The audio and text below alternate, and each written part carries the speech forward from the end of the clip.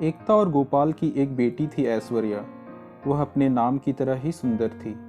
ऐश्वर्या को बचपन में ही पोलियो मार दिया था, जिससे वह एक पैर से अपाहिज थी। सब लोग उसे दया की दृष्टि से देखते थे। वह अपने माँ बाप की बहुत ही लाडली थी। वे उसकी आंखों में कभी आंसू नहीं आने देते थे। ऐश्वर्या अपाहिज जरूर थी, लेकिन सभी कामों में कुशल थी। स्कूल में भी वह सभी अध्यापकों की प्रिय थी। एक दिन एकता बोली, सुनो जी, ऐश्वर्या की 11वीं पास हो गई है। हमारी बेटी दिव्यांग है, उसके लिए भी ऐसा ही लड़का ढूंढना पड़ेगा। लगता है उसकी शादी करने में बहुत मुश्किलें आएंगी, इसलिए अभी से लड़का ढूंढना शुरू कर दो। गोपाल बोला, हाँ एकता, सही कहती हो। ऐश्वर्या कितनी सुंदर है और स्वर गुण संपन्न है, लेकिन पैर की वजह से मेरी बेटी की जिंदगी खराब हो गई। ऐश्वर्या ने अपने माँ बाबूजी की बात सुन ली। वह पास आकर बोली, बाबूजी, क्या मैं आप सब पर बोझ हूँ? मेरा पैर खराब है, इसका मतलब यह तो नहीं मैं किसी पर आश्रित रहूंगी। फिर कैसे मेरी जिंदगी खराब हुई?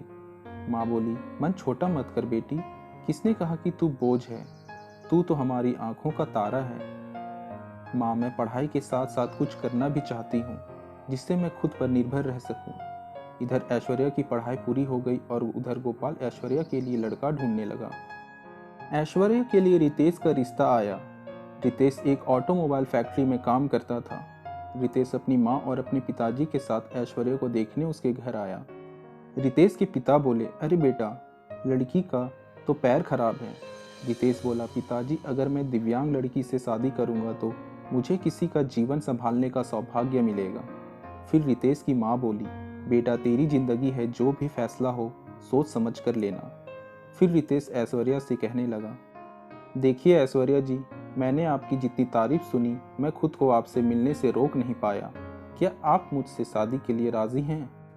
ऐश्वर्या बोली, रितेश जी, मैं एक अपाहिज लड़की हूँ और आप पूर्ण रूप से स्वस्थ हैं। क्या आप एक अपाहिज लड़की को स्वीकार करेंगे? रितेश बोला, ऐश्वर्या, मैं जिंदगी भर आपका सहारा बनने के लिए तैयार हूँ, अगर आपको ऐतराज ना हो तो। ऐश्वर्या बोली, अगर आप तैयार हो तो मैं खुशनसीब हूँ कि मुझे आप जैसा जीवन साथी मिलेगा। ऐश्वर्या और रितेश की बहुत धूमधाम से शादी हुई। चारों तरफ चर्चा थी कि बड़ी भाग्यशाली है ऐश्वर्या, जो दिव्यांग होते हुए भी उसे इतना अच्छा पति मिला है। फिर अपने ससुराल में पहले ही दिन ऐश्वर्या सुबह जल्दी उठ गई। रितेश की माँ सुस्मिता बोली, बहू, आज तुम्हारा पहला दिन है, इतनी जल्दी क्यों उठ गई? आराम से उठ जाती। ऐश्वर्या बोली, माँ, मुझे जल्दी उठने की आदत है, मैंने नाश्ता बना दिया है, आप सब लोग नाश्ता कर लीजिए। सुस्मिता हैरान थी कि एक पैर खराब होते हुए भी सुबह उठकर नाश्ता भी बना दिया। इसी तरह ऐश्वर्या ने थोड़ी ही दिनों में सारी जिम्मेदारी अपने ऊपर ले ली। उससे सभी बहुत खुश थे। सुस्मिता रितेश से बोली कि तेरी बीवी लाखों में नहीं करोड़ों में एक है। मैं तो डरती थी कि कहीं ऐसा ना हो कि एक दिव्यांग लड़की से शादी करके कहीं मेरे बेटे की जिंदगी खराब ना हो जाए। इस पर रितेश बोला, माँ, मेरा फैसला कभी गलत नहीं हो सकता। आपसे एक बात कह देता हूँ कि अगर मुझे कुछ हो जाए तो ऐश्वर्या को अपनी बेटी की तरह रखना। माँ बोली, चल पागल, ऐसे नहीं बोलती, वो अभी भी मेरी बेटी है। और अगले ही दिन उनकी खुशियों को जैसे किसी की नज़र लग गई। रितेश की ऑटोमोबाइल की फैक्ट्री में आग लग गई, जिसके कारण कई लोगों की मौत हो गई, जिनमें रितेश भी शामिल था। जब ये खबर रितेश के घर पहुंची, तब घर में हाहाकार मच गया। लेकिन ऐश्वर्या तो जैसे पत्थर सी हो गई। वह खामोश थी, उसकी आंखों में आंसू नहीं थे। वह रितेश को यूं ही फटी आंखों से देखती रही। कुछ औरतों ने उसे हिलाते हुए कहा, बहू, रो ले, देख रितेश को, वह मर गया है, अगर रोएगी नहीं तो पागल हो जाएगी, तू विधवा हो गई है, विधवा। इस तरह की बातें सुनकर ऐश्वर्या फूट फूट कर रोने लगी। ऐश्वर्या रोते हुए बोली, उठो रितेश, आंखें खोलो, मैं अकेले किसके सहारे जीऊंगी? अभी तो मैंने तुम्हारे साथ कुछ ही दिन गुजारे थे, फिर मुझे अकेला छोड़कर क्यों चले गए? रितेश का अंतिम संस्कार हो गया और ऐश्वर्या के अरमानों का भी। अंतिम संस्कार के बाद जब ऐश्वर्या सफ़ेद साड़ी पहनी तो उसकी सास ने कहा, अरे ये क्या बहू, सफ़ेद साड़ी क्यों पहनी तुमने? ऐश्वर्या बोली, माँ, सबने मुझे कहा कि मेरे जीवन के सब रंग रितेश के साथ ही चले गए, अब मुझे सफ़ेद साड़ी ही पहननी है। इस पर सास बोली, नहीं बेटी, तुम हमारे दुख को और मत बढ़ाओ, आज से तुम कभी भी सफ़ेद कपड़े नहीं पहनोगी। हफ्ते महीने यूं ही शोक में गुजर गए। फिर एक दिन ऐश्वर्या के माता पिता ऐश्वर्या को लेने के लिए आए और ऐश्वर्या की सास से कहा कि मेरी बेटी का जीवन तबाह हो गया, पूरी जिंदगी अकेले कैसे काटेगी, इसलिए हम उसे अपने साथ ले जाना चाहते हैं। सास बोली, देखिए समधन जी, ऐश्वर्या कहीं नहीं जाएगी, आप उसकी शादी करके कर्तव्य मुक्त हो चुके हैं, लेकिन अब हमारे भी कुछ कर्तव्य हैं। हमारी बहू हमारी बेटी बनकर हमारे पास ही रहेगी। यह कहते हुए उसकी सास ने ऐश्वर्या को गले से लगा लिया। ससुर जी बोले, हाँ समधी जी, सुस्मिता सही कह रही है, हम ऐश्वर्या को आगे पढ़ाएंगे और किसी लायक बनाएंगे, आप चिंता मत करना, हम अपनी ऐश्वर्या को पलकों पर बिठा कर रखेंगे। फिर ऐश्वर्या बोली, माँ बाबूजी, रितेश इनके लौते बेटे थे, अब वो नहीं हैं, तो ऐसे में मैं भी इनको छोड़कर चली जाऊं, ये सही नहीं है, मैं इनके पास रहकर ही इनकी सेवा करूंगी। ऐश्वर्या के माँ बाबूजी चले जाते हैं। अब ऐश्वर्या अकेली थी, उसने अपना सारा ध्यान पढ़ाई में लगा दिया। ऐसे में उसकी मुलाकात अविनाश से हुई, जो समय समय पर ऐश्वर्या की पढ़ाई में मदद करता था।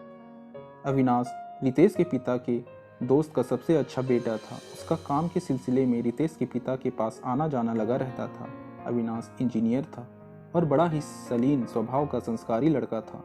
चारों तरफ औरतें बातें बनाने लगी थी कि अरे देखो कैसी विधवा है, ये सफ़ेद साड़ी नहीं पहनती, पति का जरा भी दुख नहीं है, बन संवर कर कॉलेज जाती है, बेचारे इसके सास ससुर के तो बुढ़ापा ही खराब हो गई। पहले इस लड़के का घर में आना जाना ठीक था, लेकिन अब रितेश नहीं है तो इसे जवान विधवा बहू के घर नहीं आना चाहिए। लेकिन ऐश्वर्या को किसी की बातों से कोई फर्क नहीं पड़ता था, क्योंकि उसके सास ससुर उसके साथ थे। सास जब इतनी अच्छी बहू के लिए लोगों के ये ताने सुनती तो वह तड़प उठती थी, उसे बहुत बुरा लगता था। ऐश्वर्या ने अपनी मेहनत से बीएड कर ली और विकलांग कोटे में वह एक शिक्षिका के रूप में नियुक्त हो गई। फिर एक दिन सास ससुर बातें कर रहे थे कि हमारी ऐश्वर्या अब एक टीचर बन गई है, लोग ना जाने उसे कैसे कैसे ताने देते हैं, हमें अब उसकी शादी कर देनी चाहिए। ससुर बोले, सही कह रही हो सुस्मिता, विधवा है, अनाथ नहीं जो लोगों की उल्टी सीधी बातें सुनेगी, हम अपनी बहू की शादी धूमधाम से करेंगे। ससुर ने जब अपनी बहू की रिश्ते की बात जब कुछ लोगों से की, तब लोग कहते, अरे तू पागल तो नहीं हो गया, विधवा बहू की शादी करना चाहता है। ससुर बोले, हाँ मैं उसकी शादी करना चाहता हूँ, उसकी ज़िंदगी से विधवा शब्द हमेशा के लिए मिटाना चाहता हूँ। तभी अविनाश ने आकर के कहा, अंकल अगर आप मुझे ऐश्वर्या के काबिल समझते हो तो आपकी बहू से शादी करने के लिए तैयार हूँ। अविनाश, तुम? हाँ अंकल। ससुर बोले, मुझे यकीन ही नहीं हो रहा कि मेरी बेटी तुम्हारे जैसे लायक और होनहार लड़के के साथ रहेगी। मुझे तुम पर गर्व है, मैं ये शादी के लिए तैयार हूँ बेटा।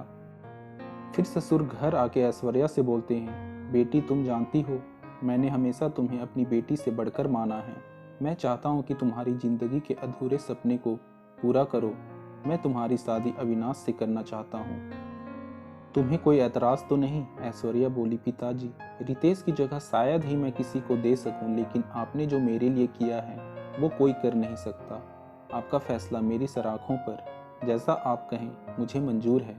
और फिर ऐश्वर्या और अविनाश की धूमधाम से शादी हो गई और सब खुशी खुशी रहने लगे।